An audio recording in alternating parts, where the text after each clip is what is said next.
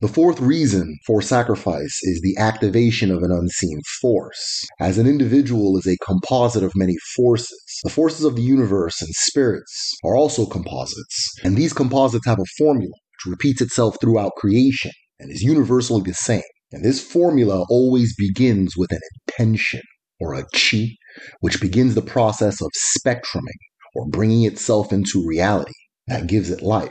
If you're interested in learning more about how a chi brings itself into reality or into creation, which is the formula Chineke, I go into it in my Ne Chukwu Explained video, so the link is below. But once an intention is made, it becomes a chi. And this process for bringing that chi to life is identical to the process of bringing a person to life that your chi does, meaning like people, places, and things.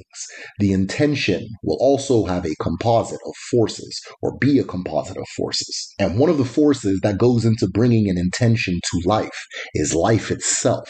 But because life, like all things on the Uwa plane, must come from somewhere else, or operates on a give and take basis, sacrifice is used to infuse life into an intention. Ichwaja is therefore used as the life-infusing process for manifesting intentions. When an individual has an intention they wish to bring to life, the performance of Ichwaja is one of the many methods for infusing life into that process by taking the life from the animal. And it is often used as a final piece in the activation phase of an intention. The intention can be the creation of a new business, the manifestation of good fortune, the manifestation of a safe journey, or the transformation of an individual from one type of person to another, which is the case with title taking or initiation. An obunsi is an object that serves as a vessel of an intention, and one of the pieces of the formula for bringing an intention to life is giving it physical form. An obunsi, therefore, is an object an individual manifests upon, and if the person chooses, Ichwaja is used to infuse life into the intention of that vessel.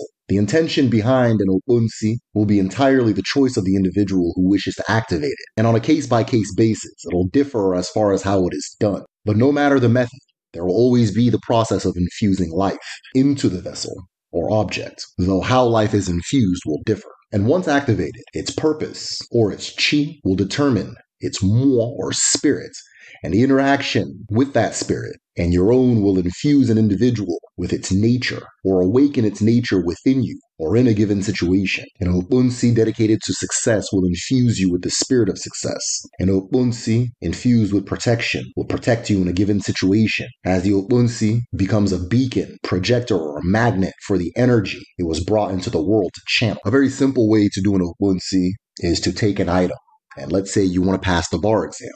You will say onto it, I will pass the bar exam, I will pass the bar exam, I will pass the bar exam. And then give that thing the currency of life. You can use Oji, you can use water, and if it is legal and appropriate in the place you live, you can use Ichwaja to infuse life into the obunsi. This gives the obunsi a more program towards helping you bring that intention to fruition. Now, what I'm describing right now goes into the space of nsi, or transmutation, the application of universal principles to affect change in reality. Now, the concept of nsi is identical to the process of forming today's technologies, medicines, advertising, works of art, and so forth. So if you're interested in a video on nsi, comment below. The final reason for